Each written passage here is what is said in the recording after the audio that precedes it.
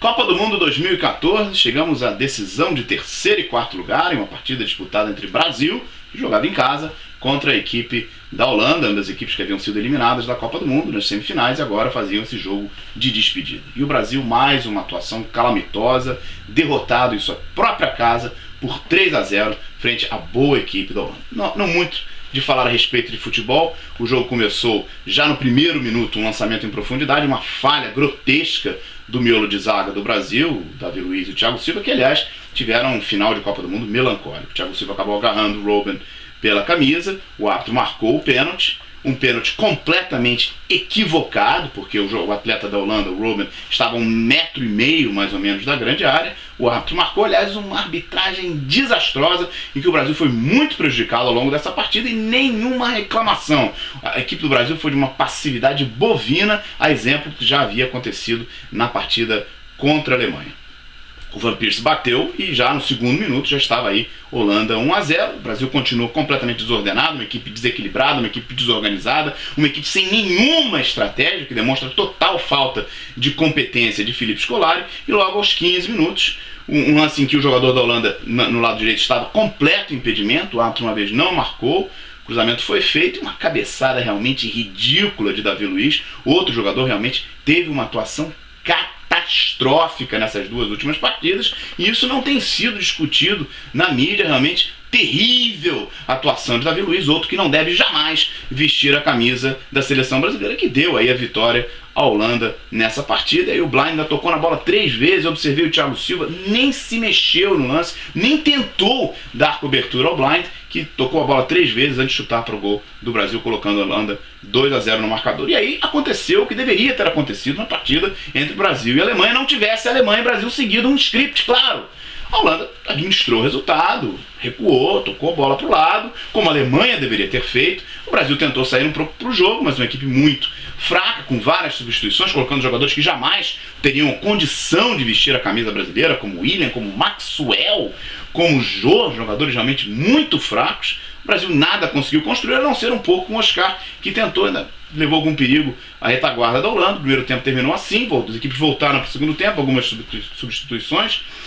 Saiu o Ramírez, entrou o Hulk, entrou também o Hernandes. Ele teve a coragem, Filipão teve a coragem de colocar Fernandinho, para mim um atleta que, talvez o pior jogador de todos os tempos que vestiu a camisa da seleção brasileira, pelo menos no que apresentou na partida contra a Alemanha na terça-feira, uma partida terrível, que deve sim ser investigada, inclusive até pelos homens da sua equipe no futebol inglês, que eu, obviamente, se sou diretor do futebol da equipe em que ele joga, o daria passe livre, porque não podemos ter um jogador cuja conduta moral está aí em suspeita. E Fernandinho deve sim ser investigado. A sua atuação foi realmente catastrófica na partida contra a Alemanha. O Filipão teve a coragem de colocá-lo uma vez mais. O Brasil continuou fazendo uma péssima apresentação, mas a Holanda fazendo aquilo que a Alemanha naturalmente deveria ter feito na partida contra o Brasil, que é apenas de administrar o resultado no final. Da partida, mais uma falha de Davi Luiz, juntamente com o Maxwell.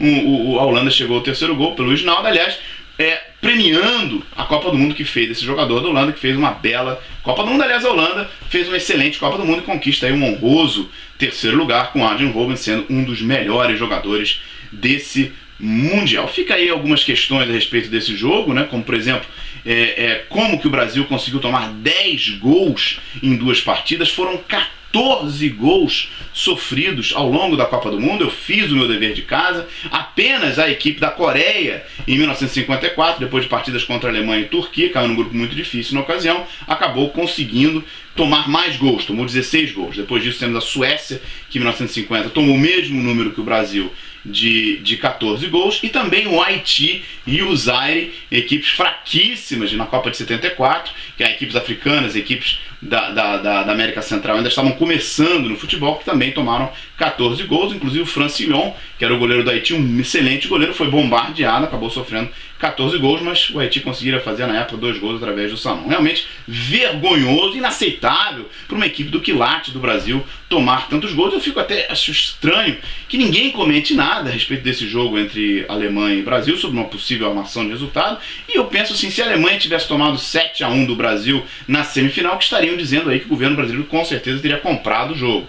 O problema é que o Brasil é que tem o futebol pentacampeão do mundo, é o Brasil que jogava em casa, e esse resultado elástico de 7-1 deve sim ser investigado. Escutei também uma especulação de alguns radialistas sobre que jogadores deveriam ser mantidos no futuro da seleção brasileira. Chegou seu número absurdo de 10 possíveis atletas que deveriam retornar para o futebol brasileiro na próxima preparação para as Olimpíadas e para os próximos mundiais. E eu acredito que nenhum jogador do Brasil tenha o direito novamente de vestir a camisa brasileira. É claro que Neymar tem futebol de sobra para jogar em qualquer seleção do mundo, mas o que eu questiono aí são questões morais, não técnicas. Neymar estava ontem carregando uma sacola no jogo, uma mochila, quer dizer, algo de inaceitável, algo óbvio, algo vergonhoso para o futebol brasileiro. O que realmente de fato aconteceu com o Neymar, com o Thiago Silva, isso sim tem que ser avaliado, como aliás também o que teria acontecido com o senhor Tarcísio Schneider, sobrinho de Filipão, que pouco antes do Mundial acabou falecendo em um desastre muito estranho. O que de fato aconteceu?